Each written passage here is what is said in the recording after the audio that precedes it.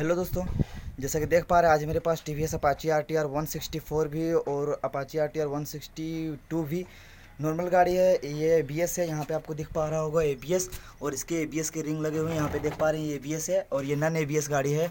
तो इसके आज रिव्यू नहीं करने वाले हैं, इसकी बात करेंगे इंजन हीटअप प्रॉब्लम के बारे में कि इंजन किस कारण से हीट होता है और इसको कैसे सही किया जाता है। और ABS का हम एक अलग से वीडियो बना रखे हैं, वो वीडियो नहीं देखे तो डिस्क्रिप्शन में उसका लिंक मिल जाएगा, वहाँ से जाके आप आसानी से देख पाएंगे कि किस तरह से ABS वर्क करता है। तो आज हम बात करेंगे इस सब जो गाड़ियों के स्पोर्ट बाइक होते हैं या नॉर्मल कोई भी ग्लैमर FI वगैरह जितनी भी गाड़ियाँ आ रही हैं, उनमें बहुत सारे भाई कमेंट करते हैं कि हमारा इंजन बहुत ज़्यादा हीटअप हो रहा है। तो उसका रीज़न क्या होता है, उसका प्रॉब्लम क्या होता है और उसको कैसे सही करना है, उसके बारे में आज हम बात करेंगे। तो कंप्लीट वीडियो को शुरू करते हैं। तो वीडियो को शुरू करने से पहले वीडियो के नीचे रेड कलर का सब्सक्राइबर बटन है, उसको दबा के बेल आइकन को प्रेस कर दें ताकि ऑल वीडियो को नोटिफिकेशन मिलता रहे। और कोई भी आपका अगर बाइक हो उसका इंजन हीटअप हो रहा हो तो नीचे वीडियो के नीचे कमेंट करें बाइक का नाम, ताकि उसका जो है ऑयल का क्वालिटी आपको बता दें, कौन सी ऑयल डलवाना है, 10W13 या 14 या 15, उसका अपना बाइक का नाम नीचे कमेंट करें ताकि उसका हम अलग से एक वीडियो बना सकें, उसका ऑयल का ग्रेड बता सकें। तो इसमें नॉर्मल प्रोसेस बताते हैं किन किन कारणों से हमारा जो इंजन हीटअप होता है और उसको आप कैसे नॉर्मल कुछ ही टूल्स की मदद से सही कर सकते हैं। तो दोस्तों नॉर्मल यहाँ पे इसके इंजन यहाँ पे देख पा रहे हैं अपाची RTR 164V का ये इंजन है, और यहाँ पे अपाची RTR 162V का। और इसमें देख पा रहे हैं यहाँ कूलेंट नहीं लगा हुआ, ईयर कूलेंट, और यहाँ पे इसका ईयर कूलेंट लगा हुआ है 4V में। तो इससे कोई फ़र्क नहीं पड़ता, ईयर कूलेंट हो या ऑयल कूलेंट हो, उससे कुछ फ़र्क नहीं होता है, क्योंकि इसमें जो इंजन का हीटअप प्रॉब्लम बहुत ज़्यादा है। गाड़ी आपकी फर्स्ट सर्विस हुई हो या नहीं हुई हो, ये भी देख पा रहे दोनों न्यू बाइक है। और इस सब में बहुत सारे भाई मेरे जो कमेंट करते हैं या मेरे पास कस्टमर आते हैं जो स्पोर्ट बाइक में बहुत ज़्यादा इंजन हीटअप प्रॉब्लम है, तो किन कारणों से होता है उसके बारे में आज बताएंगे। सबसे पहला स्टेप यहाँ पे इसका देख पा रहा होगा चेन। सबसे इम्पोर्टेंट जो है आपका गाड़ी का जो इंजन हीटअप का मेन रीज़न जो होता है चेन का टेंशनर, जिसका एडजस्टमेंट हो प्रॉपर नहीं हो। अगर आपका चेन का एडजस्टमेंट, जब आपकी बाइक का इंजन जो हीटअप होगा बहुत ज़्यादा हीट करेगा और उससे आपको गाड़ी चलाने में अनबैलेंसिंग लगेगी और यहाँ पे बहुत ज़्यादा इंजन हीट करेगा। तो सबसे मेन रीज़न है प्रॉपर तरीके से इसका ऑयलिंग करवाएं और इसमें चेन ल्यूब का यूज करें। और 4V में चेन का शिकायत बहुत से आदमी करते हैं, बट वैसा कुछ नहीं है। बहुत से वीडियो बना रखे हैं कि चेन में इसका जो है, तो हर 600 किलोमीटर में इसका एक बार ल्यूब करना रहता है और इसको टाइट करना रहता है प्रॉपर तरीके से।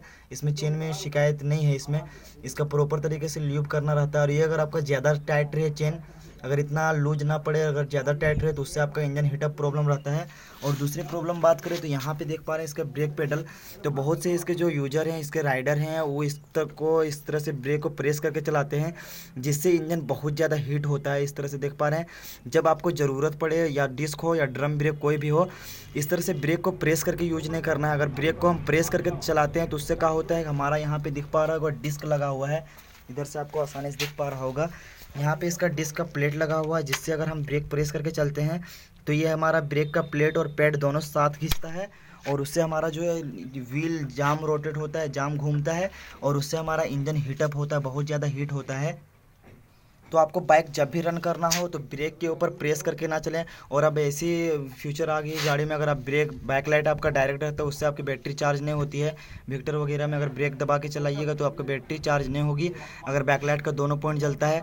तो इस बात को आप हमेशा ध्यान रखें जब आपको गाड़ी यूज करें, जब कहीं यूज करना हो, जब इसको ब्रेक को दबाएं। इस तरह से बहुत से आदमी इसको ब्रेक को प्रेस करके चलते हैं, एक ये रीज़न हो गया। और दूसरा यहाँ पे आप देख पा रहे हैं बहुत से आदमी यहाँ पे क्लच का एडजस्टमेंट सही से नहीं करते, उससे भी आपका इंजन का हीटअप प्रॉब्लम होगा। और जब यूज करें, जब इस तरह से क्लच को प्रेस करके गाड़ी को ना चलाएं, जब ज़रूरत पड़े, जब इसको गियर शिफ्टिंग के वक्त इसको क्लच को प्रेस करें। और बहुत से भाई मेरे जो ट्रैफिक में इसको इस तरह से क्लच को पुश करके चलाते हैं ट्रैफिक वगैरह में, तो उस तरह से नहीं चलाना, उससे भी हमारा इंजन हीटअप होता है। और सबसे मेन प्रोसेस की बात करें अगर इंजन हीटअप की, तो वो 4V हो या 2V, सबसे इम्पोर्टेंट रहता है इंजन ऑयल। इंजन ऑयल के ऊपर डिपेंड करता है कि आपका इंजन का ऑयल को कितने ग्रेड की है। अगर वो दूसरे ग्रेड की डाल दें, 10W14 डाल दें, मोटा पड़ जाएगा या पतला पड़ जाएगा, उससे भी आपका इंजन हीटअप होगा।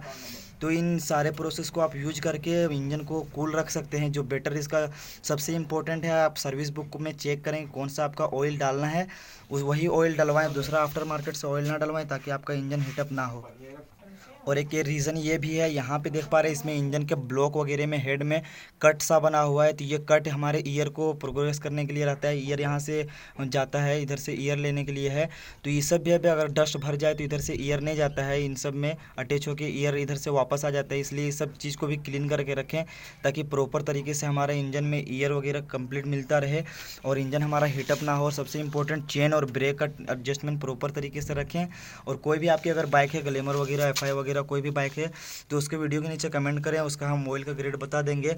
और इंजन हीटअप अगर आपकी बाइक का हो रहा तो वीडियो के नीचे कमेंट करें ताकि उसका हम अलग से वीडियो बना सकें।